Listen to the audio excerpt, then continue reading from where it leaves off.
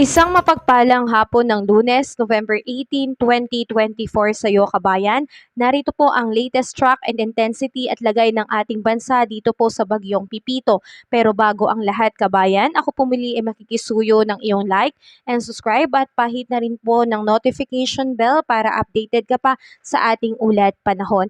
Kabayan, ito pong si Pipito ay unti-unti na nga pong humihina. Sa kasalukuyan ngayong hapon, ito po ay isang ganap na lang po na severe tropical storm o mahinang bagyo na nasa karagatan na po ng West Philippine Sea. So wala na po ito kabayan sa ating kalupaan. Pero nakakaapekto pa rin po ito lalo na po dito sa ilang area pa rin sa Luzon na siyang naapektuhan ng trough na lang po nitong Pipito. Sa kasalukuyan, ito pong mata ng severe tropical storm Pipito ay namataan sa layong 270 kilometers west of Batac, Ilocos Norte.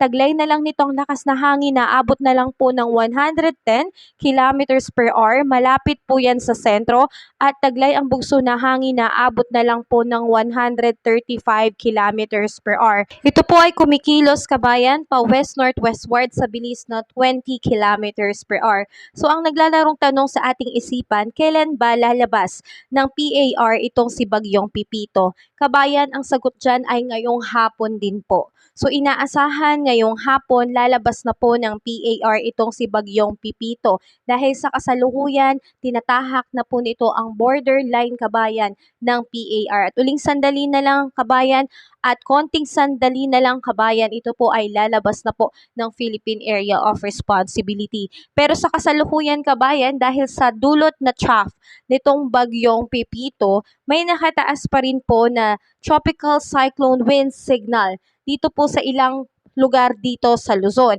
Kasama po dyan kabayan ang Ilocos Norte, Ilocos Sur, La Union, western portion ng Pangasinan. Kasama ang Burgos, Dasol, Sual, Mabini, Binmaley, San Fabian, Dagupan City, Lingayen, Labrador City, City of Alaminos, Bolinao, Anda, Bani, Agno, Infanta, Bongalion, Mangaldan at dito po sa may western portion ng Abra. So kinakailangan kabayan, patuloy pa rin po tayong mag-monitor lalo na po sa mga area na nabanggit dahil within 36 hours kabayan, patuloy pa rin po makakaranas ng malakas na hangin na abot ng 39 to 61 kilometers per hour.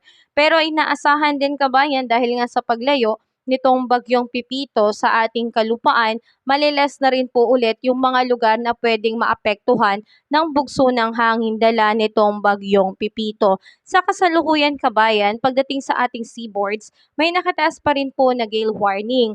Aabot po ng 4.5 meters dito po sa seaboards ng Batanes. At dito rin sa seaboards ng Ilocos Norte, western seaboards ng Babuyan Island, 4 meters naman po. And up to 3.5 meters sa remaining seaboards ng Babuyan Island and 3 meters po sa seaboards ng mainland Cagayan.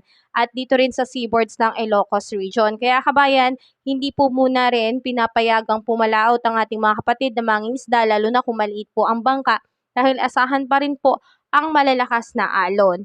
At inaasahan nga kabayan na itong si Bagyong Pipito ngayong araw ay patuloy nga pong kikilos pa west-northwestward over the Philippine Sea hanggang makalabas na po ito ng Philippine Area of Responsibility. So mangyayari po yan mga ilang oras po mula ngayon, ngayong hapon po yan to be exact kabayan, ang labas nitong Bagyong Pipito. So may nagtatanong pa rin kabayan anong area pa rin po ang makakaranas ng malakas na pag-ulan ngayong araw na ito. Ang tanging meron na lang pong warning sa ulan ngayong araw, moderate to heavy rain po ay ang area po ng Batanes. So sila na lang po yung makakaranas ng 50 to 100 millimeters na buhos ng ulan.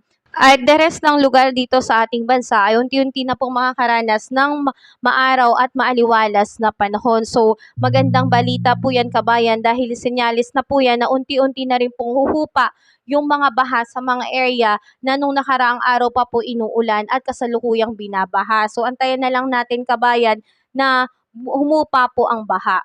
At ganun pa man kabayan, wala na rin po tayong nakataas na storm surge dito po sa ating mga coastal areas. So magandang balita po yan, kabayan. At sa mga nagtatanong, kabayan, kung meron nga bang papasok ulit na panibagong bagyo pagkatapos nitong bagyong Pipito, sa ngayon, kabayan, meron muna tayong storm break. So break muna tayo, kabayan, pahinga muna tayo sa mga bagyo na tuloy-tuloy na pumapasok sa loob ng PAR. Inaasahan po ayon sa forecast ng Japan Meteorological Agency, posibleng 5 to 7 days, kabayan, wala po munang papasok na bagyo sa loob ng Philippine Area of Responsibility. Yan po ay magandang balita, lalo na po sa ating mga kababayan na talaga naman pong hinagupit, pinabaha at pinalipad ang mga bubungan nitong bagyong Pipito. So, tulungan po natin sila kung meron po tayong maiaabot sa kanilang finances o material na bagay, ay gawin po natin. Pero kung wala, kabayan, isang magandang tulong na po na ipanalangin natin sila na sila po ay ligtas at makabagon po agad, lalo na po dito sa mahirap na pinagdaanan nila sa sunod-sunod na bagyo, lalo na po sa area ng Catanduanes, Isabela, Aurora. Yan po kasi yung pinaka tinamaan at naging sunod-sunod po yung pasok ng bagyo at daan ng bagyo sa kanilang area. Sana nga masulit natin tong storm break. Sana ganun nga talaga bago pa po tayo merong maranasan na bagyo. At kung sakasakali man, kabayan, patuloy pa rin kitang i-update kung may pagbabago man, kung may bagyo man ulit na papasok, patuloy kitang i-update, kabayan. Kaya makikisuyo po ng iyong like and subscribe at pahit na rin po ng notification bell para updated ka pa sa ating ulat panahon. God bless, kabayan, and enjoy our day kasi unti-unti na po itong gaganda. So, see you sa mga next update ko, kabayan.